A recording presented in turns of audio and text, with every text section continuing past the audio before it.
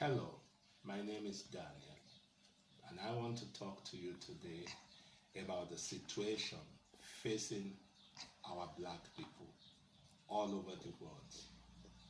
Black Lives Matter, it is true, but we as black people, we need to come together in unity and love. And until we do that, until we come together in unity and love, we would always face the challenges that are plaguing us. Like in Bible, in the book of Genesis, chapter 3, verse 11, it says, starting from verse 7, and God said, I have surely seen the oppression of my people who are in Egypt. I have heard their cry because of the taskmaster, for I know their sorrows. So I have come down to deliver them out of the Egyptians, and to bring them to a good land, a land that is flowing with milk and honey, the place of the Canaanites.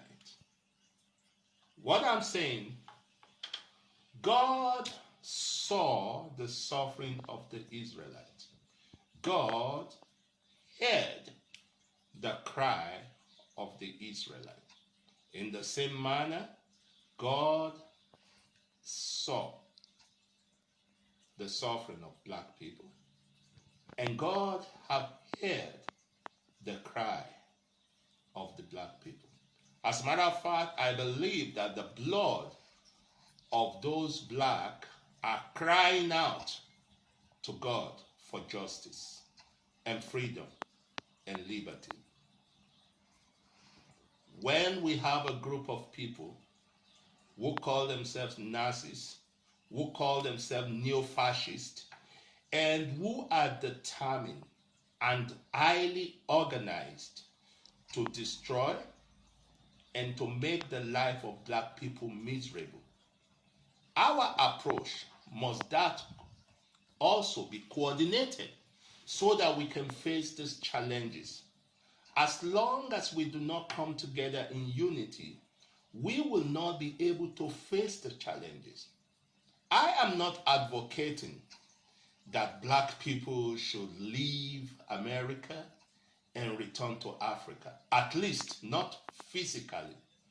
But I want to assure you that it is time for people of African descent all over the world to come together in unity and love, using the resources of Africa for the benefit of Africans.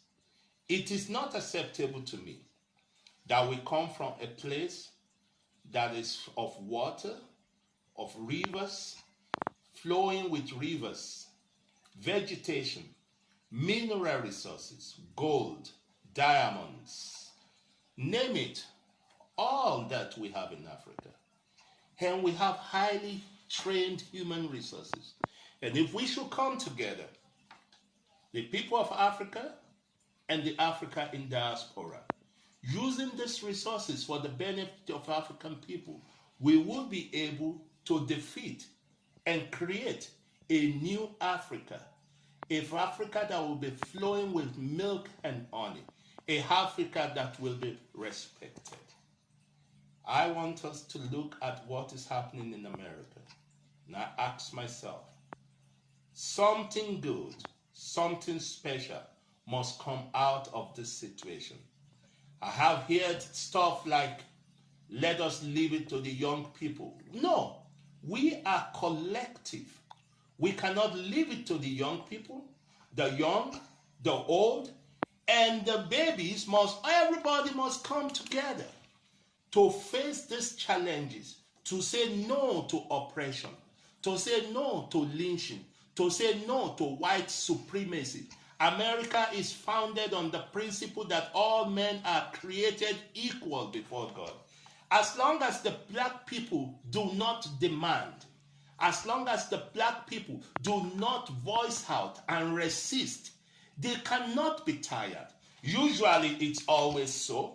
When freedom was near for the children of Egypt, that was the time that Pharaoh said he's going to increase their hardship. It may be that now that the people in control of America, at least some of them, not everyone, are insensitive to the suffering of the black people. And some of them are even creating atmosphere that makes it very difficult for black people. But we should not lose hope. We cannot get tired. This struggle needs to continue. We need to fight it. And that is why we need to have an African think tank. I just imagine, would it not have been possible for all the rich black people? I don't want to mention them, but we have a lot of sport people, basketball and others. We have a lot of rich musicians. Can't we create a fund and fight this to Supreme Court in America, that if a policeman should kill a black man without justification, that this case will be fought out to the Supreme Court?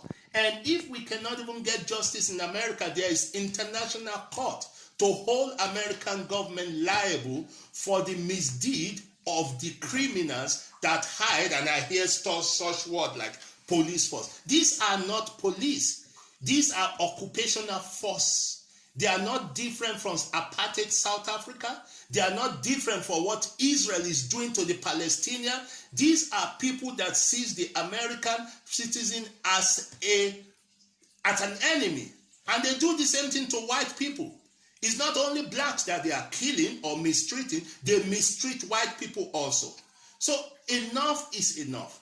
I would say that the people should fight by demonstrating. They should fight by going on the street. They should fight by sitting in. But it's time for all the black lawyers and professors and doctors to come together and sue the American government in their courts, in the world court, so that American government will wake up to the responsibility. It's not possible for American government to say we are fighting human rights and be talking about Russia and China, where in America even the people cannot enjoy the same right. But it's black people all over the world, even in Africa. I will take Nigeria, my country. Do we have a good government? People are dying, people are suffering, people cannot fulfill their dream, and the people who are in charge of Nigeria are only stealing the money that should have benefited the people. So we black people, whether in Nigeria, whether in Europe, whether in America, our situation is bad. And that's why we need to come together and create a platform where we can face these challenges in unity and in love and actually address the situation. This is all I have to say today. You will be hearing from me very soon again. I wish you peace and I wish you love. Thank you. God bless you.